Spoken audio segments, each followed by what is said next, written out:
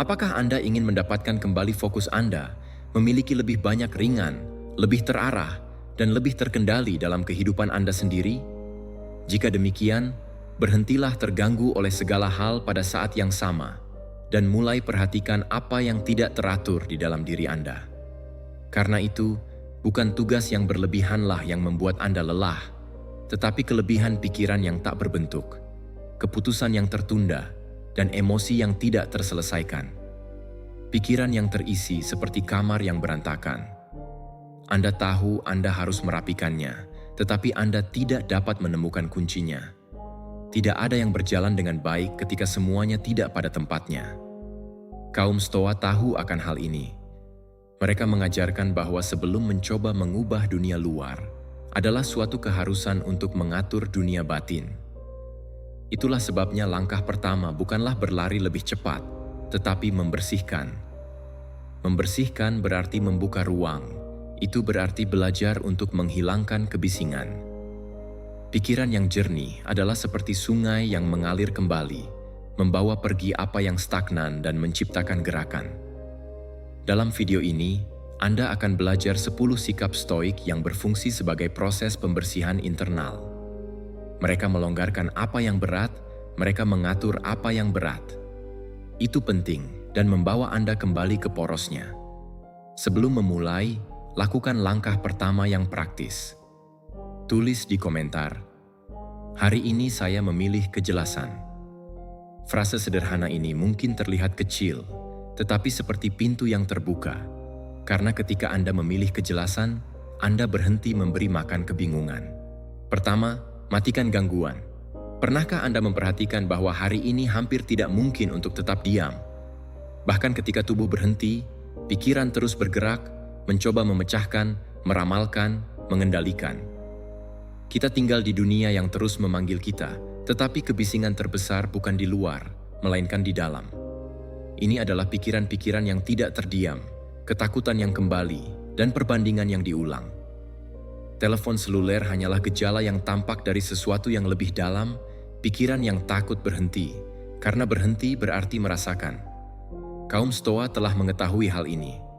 Marcus Aurelius menulis, "Dia yang hidupnya terganggu oleh dirinya sendiri jauh dari segala hal yang penting."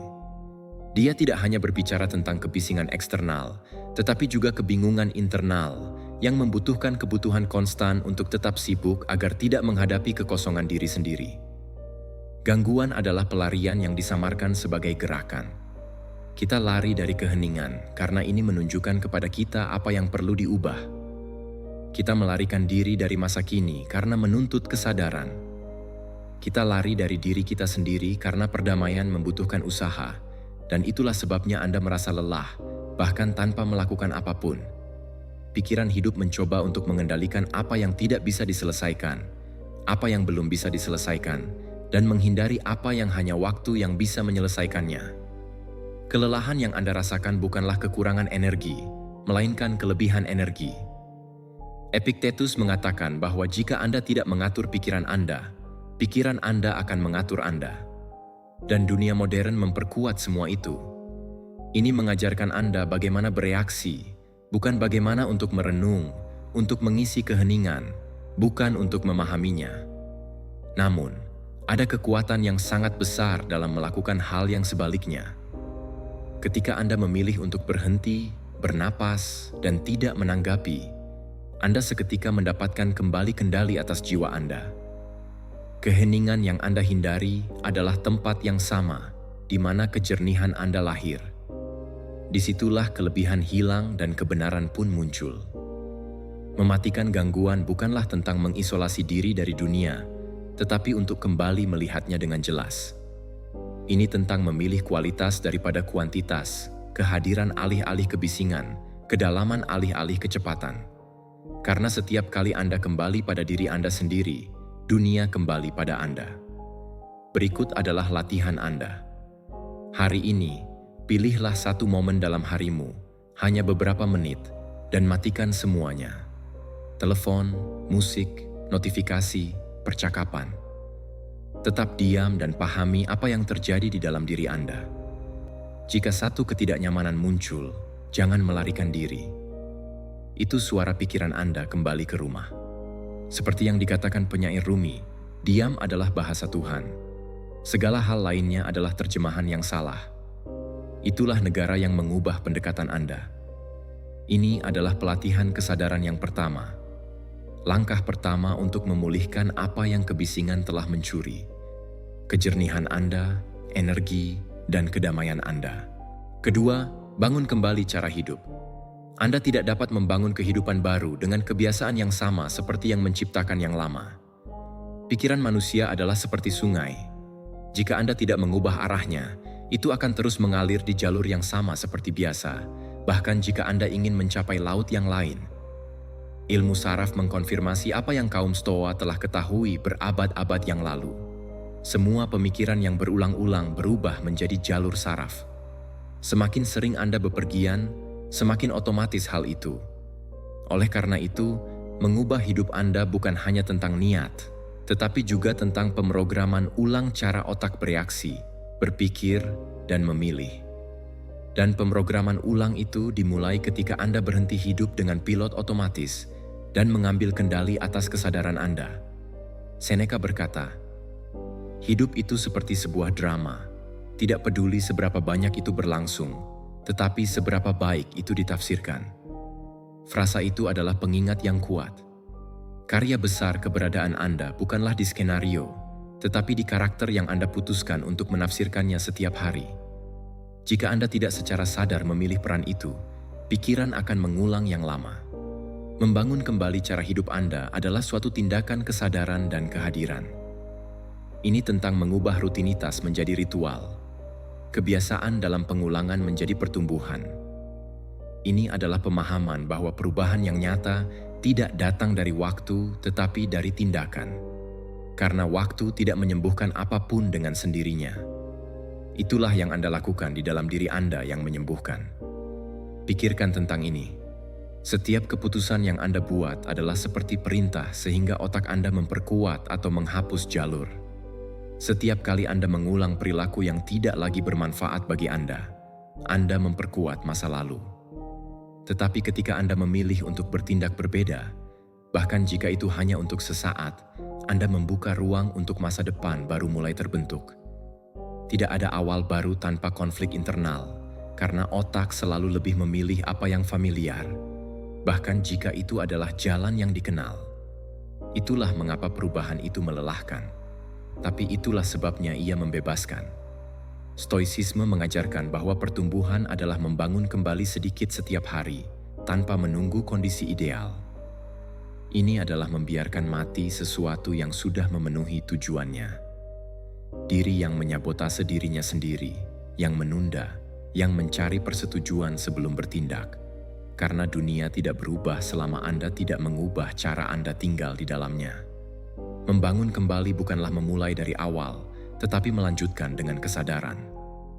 Ini menggunakan apa yang menyakitkan sebagai bahan baku, apa yang gagal sebagai pembelajaran, dan apa yang tersisa sebagai kekuatan. Seperti yang dikatakan Carl Jung, "Saya bukanlah apa yang saya pikirkan. Itu terjadi, saya adalah apa yang saya pilih untuk menjadi." Dan itulah intinya, ini tentang memilih secara sadar apa yang harus tetap ada dan apa yang harus pergi. Ini adalah belajar untuk hidup tanpa mengulangi diri Anda sendiri. Ketika Anda mengubah arti dari pengalaman Anda, otak berubah cara dia bereaksi terhadap dunia, dan rasanya seperti masa lalu berhenti mengendalikan Anda. Berikut adalah latihan Anda. Pilih area hidup Anda dan ubah kebiasaan kecil yang membuat Anda terikat. Itu bisa saja bangun sebelum fajar, berjalan tanpa headphone, menuliskan pemikiran Anda, atau hanya memutus siklus yang sudah Anda kenali. Ukuran tidak penting, yang penting adalah kesadaran. Setiap gerakan yang jernih adalah koneksi baru yang sedang tercipta di dalam diri Anda. Tulis di komentar, "Hari ini saya memilih untuk membangun kembali diri saya sendiri." Karena frasa itu bukan hanya sekadar simbolis, tetapi adalah perintah pertama yang diterima pikiran Anda untuk memprogram ulang sejarah mereka sendiri. Hidup selalu diperbarui ketika Anda berhenti menjadi konsekuensi dan mulai menjadi penyebab. Ketiga, jadikan disiplin sebagai sekutu Anda. Berapa kali Anda tahu persis apa yang seharusnya Anda lakukan, tetapi Anda tidak melakukannya? Apakah Anda berhasil melakukannya? Anda punya rencana, tujuan, dan keinginan, tetapi belum mencapai langkah terakhir. Bukan karena kemalasan, tetapi karena pikiran belajar untuk membingungkan kenyamanan dengan kesejahteraan. Kita hidup di zaman yang mengagungkan motivasi, tetapi disiplinlah yang menopang transformasi. Motivasi itu seperti api jerami, sangat kuat tetapi tidak stabil. Disiplin adalah api yang menghangatkan bahkan saat dinginnya kemauan memudar. Kaum Stoa menyebut hal ini sebagai penguasaan diri. Epictetus berkata, "Tidak ada manusia yang bebas sampai dia belajar mengendalikan dirinya sendiri." Itulah hakikat kebebasan. Bukan melakukan semua yang Anda inginkan, tetapi bisa melakukan apa yang perlu dilakukan, bahkan ketika Anda tidak menginginkannya. Ilmu saraf menjelaskan bahwa otak mencari imbalan segera dan menghindari ketidaknyamanan. Tetapi disiplin adalah jembatan antara kesenangan cepat dan hasil yang tahan lama. Ketika Anda bertindak meskipun tidak ada keinginan, otak mempelajari pelajaran yang kuat bahwa usaha juga dapat menghasilkan kesenangan. Beginilah cara sirkuit keteguhan terbentuk. Setiap tindakan yang diulang dengan tujuan menjadi kekuatan saraf. Disiplin bukanlah hukuman, melainkan sebuah bentuk penghormatan. Hargai diri Anda, tujuan Anda, dan waktu yang hidup berikan kepada Anda. Karena tanpa disiplin, waktu berlalu seperti pasir di antara jari, dan yang tersisa hanyalah penyesalan. Pikirkan tentang ini.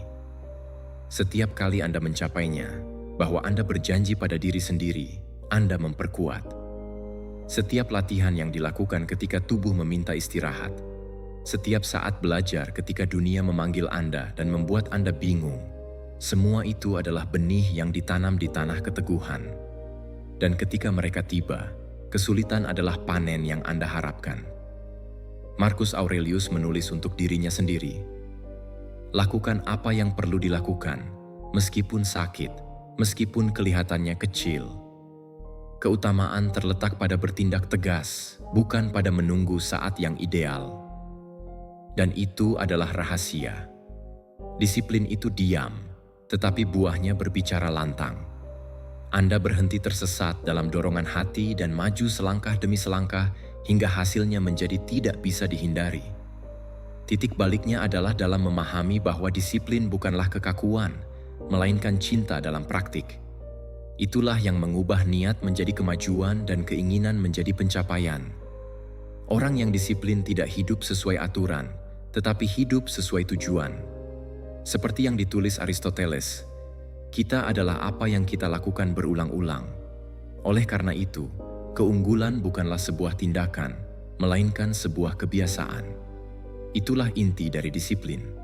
Ulangi hal yang benar sampai menjadi alami, sampai kebajikan berhenti menjadi usaha dan menjadi identitas. Beginilah hal yang nyata lahir kekuatan, ketika Anda tidak bergantung pada suasana hati, tetapi pada keputusan. Membuat disiplin adalah sekutu terbesarmu, dan hidupmu akan berhenti ada hanya di pikiranmu menjadi tindakan nyata. Keempat, ubah kehidupan finansial Anda. Apakah Anda merasa seperti selalu berlari, tetapi tidak pernah sampai? Uangnya masuk dan keluar seolah-olah memiliki kehidupannya sendiri. Semakin banyak usaha yang Anda lakukan, semakin seimbang emosi Anda selalu tampak negatif. Tetapi kenyataannya adalah sederhana. Kehidupan finansial adalah refleksi pikiran Anda. Jika ada kebingungan di dalam, ada kekacauan. Di luar, ada kekacauan. Ini bukan tentang angka, ini tentang kesadaran. Anda tidak mengubah saldo hitung Anda sampai Anda mengubah pola pemikiran yang memandu keputusan Anda. Kaum Stoa mengetahui hal ini. Seneca, salah satu orang terkaya di Kekaisaran Romawi, berkata, "Dia tidak miskin yang memiliki sedikit, tetapi dia yang menginginkan lebih dari apa yang dia butuhkan." Dia mengerti bahwa yang sebenarnya adalah kekayaan bukan tentang seberapa banyak yang Anda miliki, tetapi seberapa baik Anda menguasai keinginan Anda. Ketika keinginan menguasai, uang mengikuti. Anda menjadi tuan dan uang menjadi pelayan dengan rantai tak terlihat. Kebanyakan orang tidak memiliki masalah keuangan, tetapi memiliki masalah mendekati. Menghabiskan waktu untuk mencoba meringankan kekosongan, pembelian untuk mengisi keheningan, dan mengonsumsi untuk melarikan diri dari diri sendiri. Tetapi semuanya yang Anda beli untuk kelegaan sesaat menjual kebebasan masa depan Anda. Pikirkan tentang ini. Setiap pengeluaran yang tidak dipikirkan adalah seperti menyirami tanah kelangkaan, dan setiap keputusan yang bijak adalah batu bata di fondasi kemerdekaan. Mengubah hidup Anda secara finansial bukanlah dimulai dari kantong, tetapi dimulai dari pikiran. Saat itulah Anda mengerti bahwa kebebasan dicapai dengan mengorbankan kedisiplinan. Praktik stoik jelas. Belajarlah untuk mengatur hubungan dengan uang seperti cara Anda mengatur pikiran Anda. Ada 4 kebajikan finansial dan masing-masing mewakili hari dalam seminggu. Senin, belajar untuk menang adalah permulaan, impuls, gerakan. Selasa, belajar untuk menghabiskan, memberikan arahan yang sadar kepada apa yang masuk. Rabu, belajar untuk menyimpan, menciptakan ruang, menunda kesenangan langsung untuk sesuatu yang lebih besar. Kamis, belajar berinvestasi, luangkan waktu, dan usaha untuk mulai membuahkan hasil. Dan pada hari Jumat, hasilnya bukan keberuntungan, tetapi konsekuensi dari kehidupan baik di hari-hari sebelumnya. Dari situ, uang tidak lagi menjadi beban dan berubah menjadi alat. Anda berhenti mengejarnya dan mulai berjalan di sisinya. Dan ketika hal itu terjadi, bahkan kesederhanaan pun memiliki nilai. Di sini adalah latihan Anda. Selama 7 tahun ke depan, tuliskan semua yang masuk dan semua yang keluar. Bukan untuk menghukum Anda, tetapi untuk mengenal Anda. Lihatlah biaya apa saja yang harus Anda keluarkan untuk kedamaian dan mana yang membuat Anda merasa bersalah. Sesederhana itu. Pengamatan adalah awal dari kebebasan, karena tidak ada seorang pun yang mengubah apa yang tidak mereka lihat. Seperti yang dikatakan Benjamin Franklin, dia yang menghabiskan kurang dari apa yang diperolehnya adalah kaya. Siapa yang menghabiskan lebih banyak dari yang dia hasilkan, dia miskin, bahkan meskipun dia tinggal dikelilingi emas. Itu adalah fakta, waktu tidak berubah. Kemakmuran bukanlah masalah keberuntungan, melainkan masalah hati nurani. Uang adalah hanya refleksi bagaimana Anda mengelola diri sendiri. Tulis di komentar, hari ini saya memilih untuk makmur dengan kesadaran. Karena itulah keputusan yang mengubah uang menjadi alat dan pikiran dalam arah. Kelimpahan tidak datang dari kebetulan, melainkan datang dari pengaturan. Dan barang siapa yang belajar mengorganisasi dirinya sendiri di dalam, akan mulai tanpa dia sadari menjadi kaya secara lahiriah. Kelima, tidak semua yang pantas untuk memasuki pikiran Anda. Dalam diri Anda ada pintu di pikiran. Itu melewati segala sesuatu yang terjadi. Kata-kata dari orang, gerakan, pandangan, kritik, dan bahkan diam. Tetapi masalahnya adalah pintu itu tidak selalu berada di bawah kendali Anda. Kadang-kadang terbuka untuk apa yang menyakitkan dan menutup diri terhadap apa yang mengajarkan. Biarkan masuk apa yang Anda inginkan dan halangi apa yang dapat membawa perdamaian. Dan itulah cara penghakiman lahir terdistorsi. Anda selalu menghakimi, bahkan tanpa memberikan diri Anda sendiri akun. Anda menilai orang, situasi, nada suara, niat. Dan setiap penilaian, baik sadar maupun tidak sadar, membentuk cara Anda merasa, bertindak, dan hidup. Ujiannya adalah pintu itu, mendefinisikan apa yang masuk ke dalam pikiran Anda dan apa yang tersisa di luar. Pikirkan tentang hari biasa. Anda bangun terlambat, ada kemacetan, bos Anda mengirimi Anda pesan singkat, dan ketika Anda tiba di rumah, pasangan Anda mengeluh karena Anda lupa mencuci piring. Tidak ada yang seperti itu baik atau buruk dalam dirinya sendiri. Segala sesuatu berubah, itu adalah apa yang pikiran Anda lepaskan melewati pintu itu.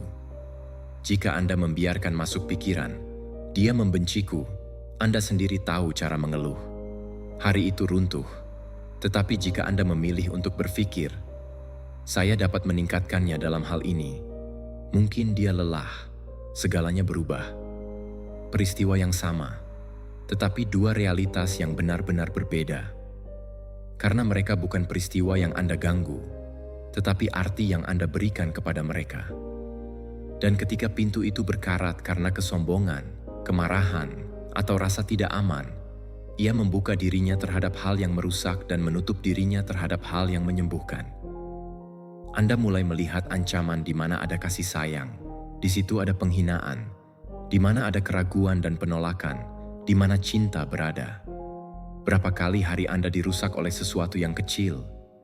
Berapa banyak percakapan yang berubah menjadi pertengkaran tentang hal-hal buruk?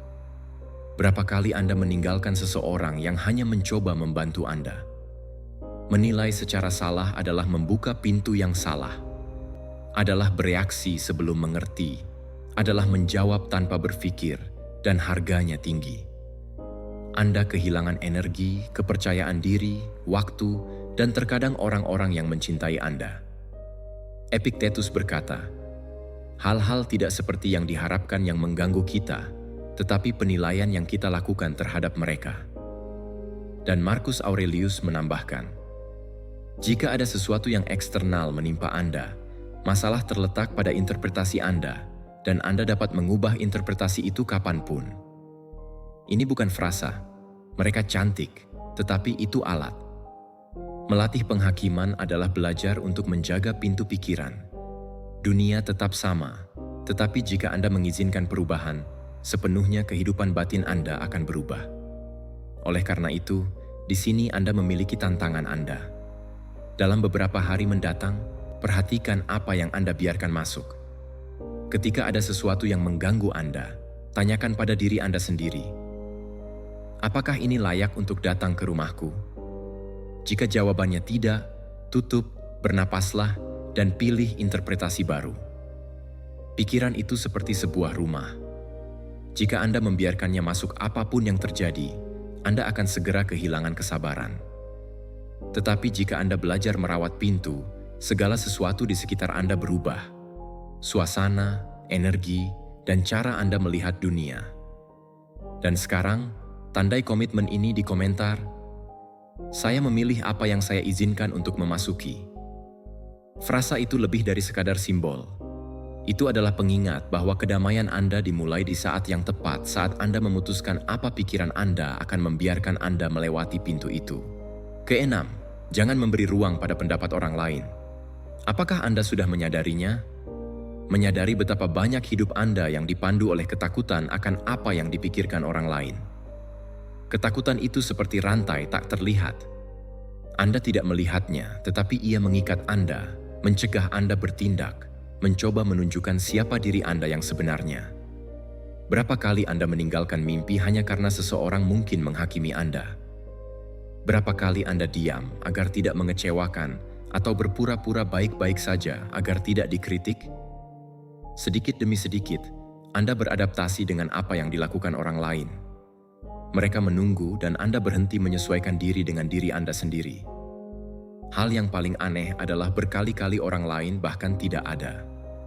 Itu suara imajiner, kritik yang Anda ciptakan. Meski begitu, Anda menundukkan kepala, mundur selangkah, dan menyabotase diri Anda sendiri.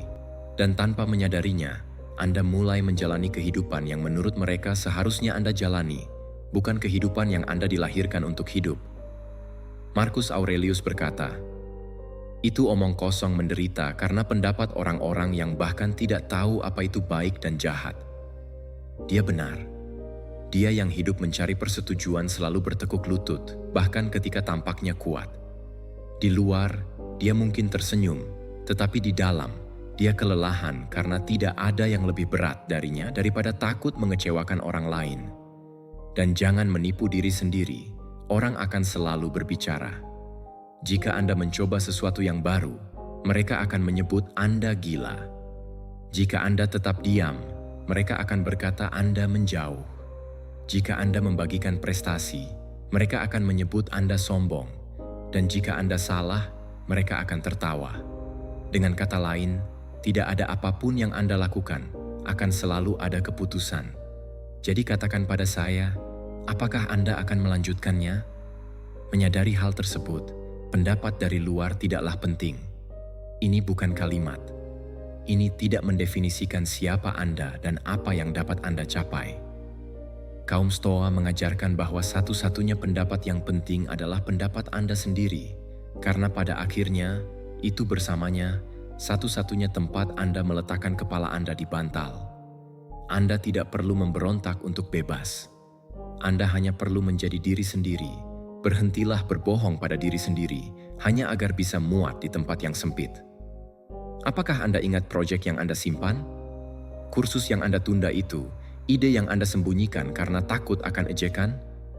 Segala hal yang menunggu dalam hidup Anda, berhentilah meminta izin untuk hidup. Seneca berkata, "Untuk dibenci oleh siapapun bukanlah pujian, itu nilai." Dan begitulah adanya. Dikritik oleh orang tertentu adalah bukti bahwa Anda berada di jalur yang benar. Benar sekali, yang tentang keberanian dan keaslian. Anda tidak membutuhkan dunia untuk memahami Anda. Anda hanya perlu jujur pada diri sendiri, karena Dia yang hidup untuk menyenangkan semua orang, Ia dibenci dalam diam. Dan siapa yang memiliki nilai dari keaslian mungkin tidak dimengerti, tetapi dia menghargai dirinya sendiri. Selama 7 hari ke depan, amati berapa banyak keputusan yang Anda buat saat mencoba untuk menyenangkan orang lain. Pada masing-masing pertanyaan, tanyakan pada diri Anda, apakah ini yang saya inginkan atau yang mereka harapkan dari saya? Jawabannya akan menunjukkan kepada Anda di mana Anda perlu memulai kebebasan Anda. Ketujuh, kontrol tingkat iritasi Anda. Iritasi bukanlah sial, itu karena kurangnya kalibrasi internal. Ketika batas toleransi Anda menyempit, setiap detail menjadi badai.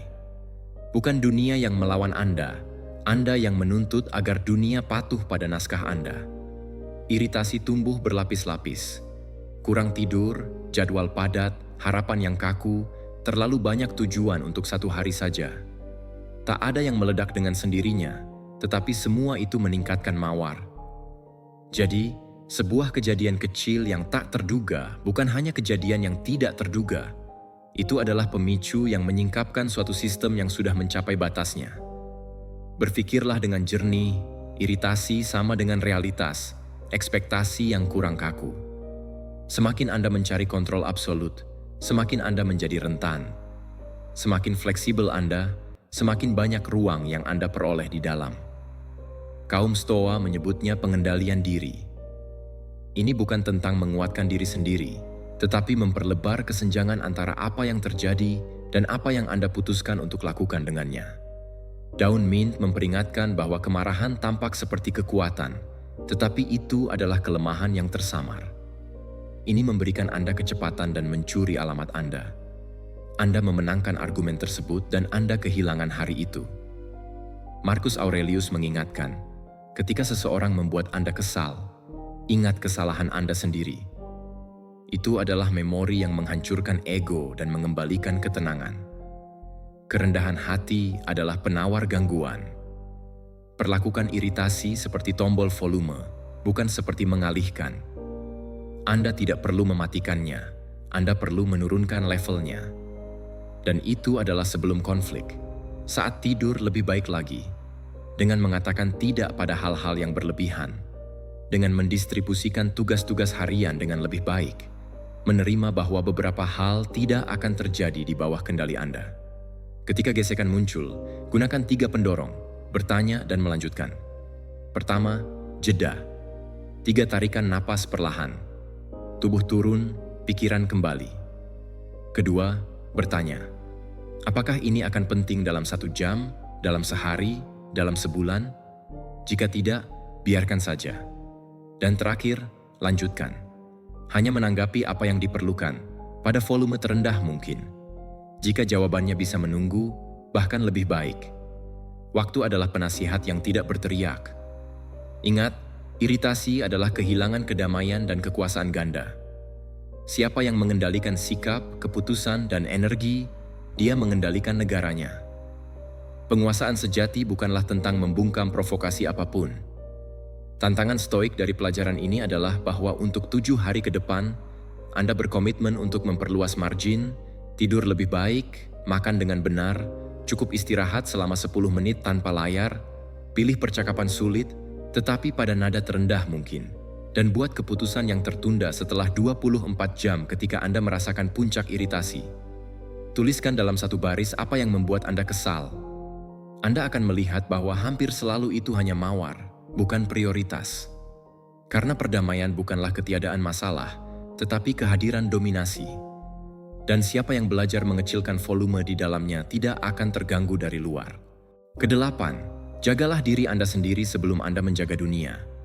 Mungkin Anda diajari sejak usia muda bahwa memikirkan diri sendiri itu egois.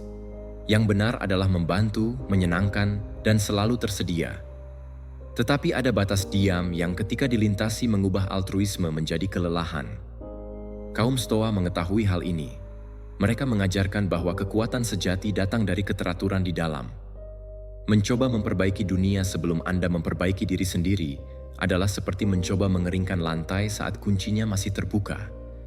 Tanpa perawatan diri, itu bukan kemurahan hati yang lahir, tetapi kelelahan. Ketika Anda menyerahkan diri tanpa keseimbangan, Anda mulai membantu dengan marah, menunggu pengakuan, senyum di luar sementara Anda mengosongkan diri di dalam. Idenya sederhana. Anda tidak memperbaiki atap jika fondasinya retak.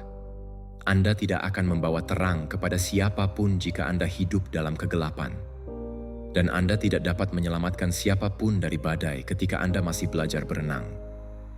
Marcus Aurelius memahami hal ini. Sebelum dia menulis untuk dirinya sendiri saat memerintah Roma, "Kuasai pikiranmu dan kamu akan menguasai kerajaanmu." Frasa itu mengungkapkan hakikatnya. Kekuatan sejati terletak pada pengendalian diri. Ini adalah titik awal dari semua kepemimpinan, dari setiap hubungan, dari setiap kehidupan yang ingin menghasilkan dampak nyata. Penulis Simone de Beauvoir berkata, "Cara paling efektif untuk mengubah dunia adalah mulai dari diri kita sendiri." Dan itu adalah tepat sekali. Merawat diri sendiri adalah tindakan tanggung jawab terhadap keseluruhan. Anda menata ulang bagian dalam agar tidak menyebarkan kekacauan di luar. Jadi jagalah apa yang Anda lakukan. Itu menopang, tidur, keheningan, batas, kehadiran. Batasannya bukanlah tembok keegoisan, mereka adalah pagar perlindungan. Beristirahat bukan berarti menyerah, tetapi memulihkan kekuatan. Mengatakan tidak ketika itu perlu, dan seringkali merupakan hal yang paling penting, adalah kejujuran terhadap kesehatan mental Anda. Ingin menginspirasi orang lain? Hiduplah dengan koherensi. Apakah Anda ingin mengubah dunia? Lakukanlah. Dimulai dari keseimbangan Anda sendiri. Karena siapapun yang menyerahkan dirinya untuk menyenangkan hati Tuhan, dunia akhirnya menjadi bagian dari kekacauan yang ingin sembuh. Selama beberapa tahun ke depan, perhatikan berapa kali Anda menempatkan diri Anda di tempat terakhir dan tanyakan pada diri Anda, apakah ini kemurahan hati atau pelarian dari diriku sendiri? Pertanyaan sederhana itu adalah awal dari rekonsiliasi dengan apa yang membuat Anda berdiri di kaki. Tulis di komentar, "Hari ini saya memilih untuk mengurus diri saya sendiri terlebih dahulu." Frasa itu adalah awal dari cara hidup baru yang lebih seimbang, lebih jelas, dan lebih nyata. Kesembilan, tindakan adalah respon terbaik. Berpikir berlebihan itu seperti berputar-putar di dalam labirin yang Anda bangun sendiri. Di setiap putaran, tampaknya Anda dekat dengan pintu keluar, tetapi kenyataannya, Anda masih berada di tempat yang sama. Lelah, cemas, dan merasa seolah Anda kehilangan sesuatu. Anda tidak terjebak bukan karena kurangnya kapasitas, tetapi karena kelebihan analisis. Pikiran mendambakan kepastian sebelum bertindak, tetapi hidup hanya pengiriman setelah pemindahan. Kaum Stoa menyebut kelumpuhan ini sebagai akal budi, sejenis kebijaksanaan yang terlalu banyak berpikir, sampai-sampai dia lupa untuk hidup. Daun mint mengatakan bahwa ketakutan terhadap rasa sakit lebih buruk dari rasa sakit itu sendiri. Dan ketakutan itulah yang membuat banyak orang tertahan, menunggu momen yang ideal, panggung sempurna, motivasi yang tepat. Tetapi dunia nyata tidak menghargai niat. Ia memberikan hadiah. Ide tidak mengubah kehidupan, sikap pun tidak. Keraguan tumbuh dalam kekosongan yang ditinggalkan oleh inersia. Ketika Anda tidak bertindak, Anda menciptakan ruang untuk ketidakamanan. Kecemasan adalah anak dari ketidakmampuan bergerak. Semakin lama Anda menunggu, semakin banyak alasan yang Anda ciptakan dalam pikiran Anda untuk tidak memulai. Dan pikiran menjadi penjara, elegan, logis, tetapi tetap saja penjara. Akhirnya, Marcus Aurelius bersikap langsung. Dia menyarankan untuk berhenti berbicara tentang betapa baiknya seorang pria seharusnya, yaitu berhenti berlatih hidup, bertindak bahkan tanpa keinginan, bahkan tanpa kejelasan yang lengkap, karena tindakanlah yang menghasilkan kejelasan. Langkah pertama menerangi langkah kedua. Gerakan adalah penawar kebingungan. Banyak penundaan kadang-kadang menyamar sebagai perfeksionisme. Anda meyakinkan diri sendiri bahwa Anda perlu lebih banyak merencanakan, belajar lebih banyak, mempersiapkan diri lebih baik, tetapi dalam masalah yang mendasarinya adalah ketakutan. Takut gagal, takut dihakimi, takut memulai dan menemukan bahwa Anda belum mengetahui segalanya. Hanya inilah paradoksnya. Pembelajaran hanya terjadi di medan pertempuran. Kesalahan adalah bagian dari pelatihan. Siapapun yang mencoba menghindari kesalahan juga mencegah kemajuan. Kaum Stoa tidak berharap untuk merasa termotivasi untuk bertindak. Mereka melakukan apa yang harus dilakukan. Melakukannya, dan perasaan itu datang kemudian. Dan itulah tepatnya bagaimana disiplin lahir, bukan karena antusiasme, tetapi karena pengulangan yang sadar. Aksi adalah yang menyesuaikan keadaan internal. Anda tidak bertindak karena Anda baik-baik saja. Anda merasa baik karena Anda mengambil tindakan. Jadi, perhatikan kehidupan Anda sendiri.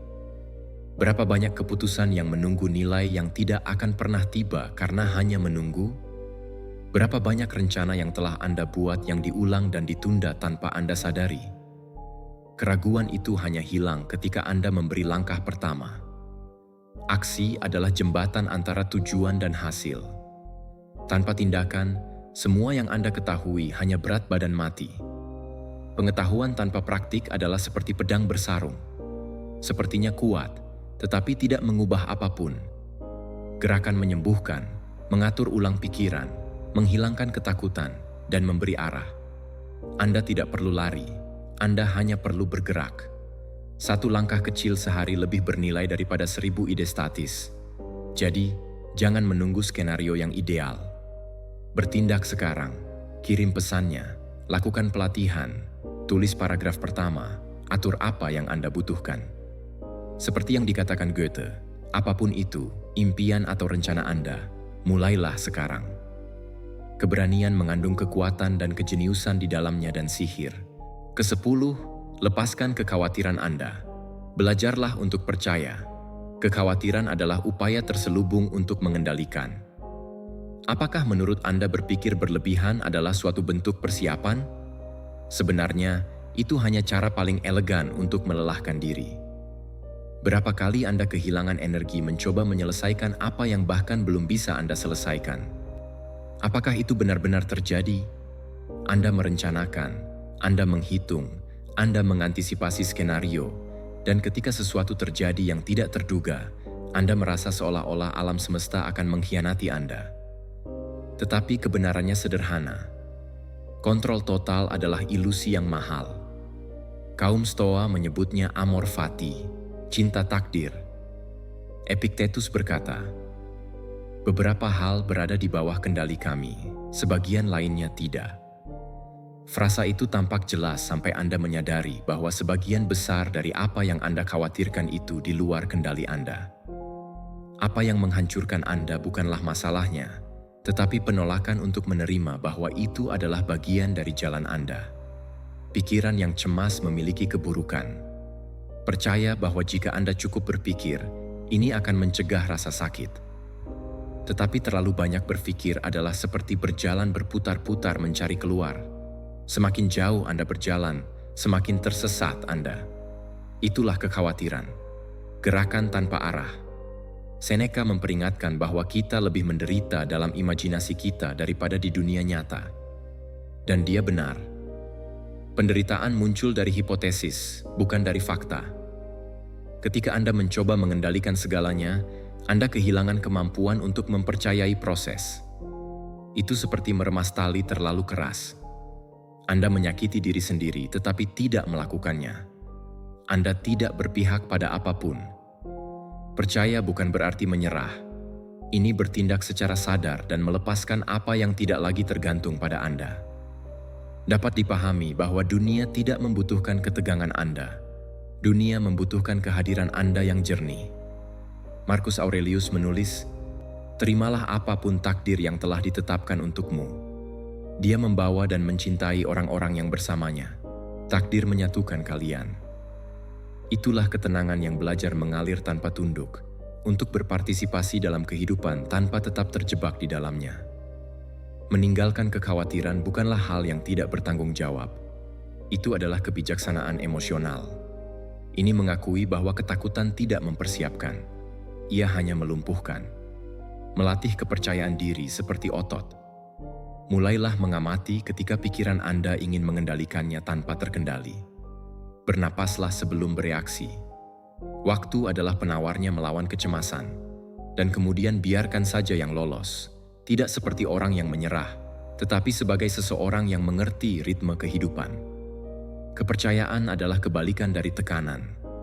Ketika kendali melelahkan Anda, kepercayaan menopang Anda. Ini bukan tentang berhenti bertindak, tetapi bertindak tanpa tersesat dalam ekspektasi. Ini berjalan ringan, bahkan tanpa mengetahui tujuannya. Seperti yang ditulis Seneca, takdir menuntun siapa yang menerimanya dan menyeret siapapun yang lain melawan. Percaya bukan karena semuanya begitu, bukan hanya karena Anda terjamin, tetapi juga karena Anda sudah memiliki apa yang diperlukan untuk menghadapi apapun yang terjadi. Pikiran yang damai bukanlah pikiran yang mengendalikan masa depan. Ia adalah masa yang sepenuhnya hadiah. Terima kasih sudah datang sejauh ini. Jika video ini membantu Anda melihat hal-hal dari sudut pandang lain, saya mengundang Anda untuk berlangganan saluran ini. Kami masih di sini, bersama-sama merefleksikan, menumbuhkan, dan membangun kekuatan batin.